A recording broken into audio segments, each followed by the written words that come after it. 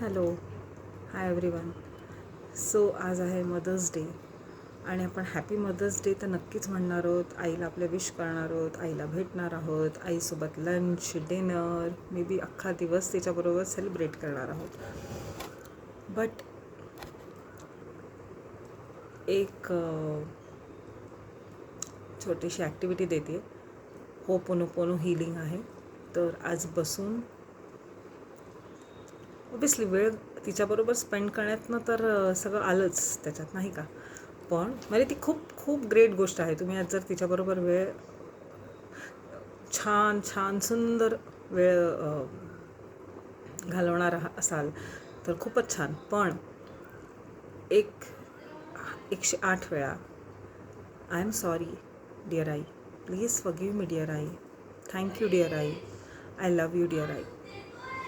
कळत नकळतपणे आपण खूपदा लहानपणीपासून तिच्यावर चिडलेलो असतो. कुठल्या छोट्या छोट्या गोष्टी तिने माझ्यासाठी केल्या नाहीत, ओके नाही, तर वाईट वाटलेलं असतं. आणि त्यावेळी लगेच इन्स्टंटली आपण राग आपला व्यक्त करण्याचं एकमेव माध्यम हे आई असतं. तर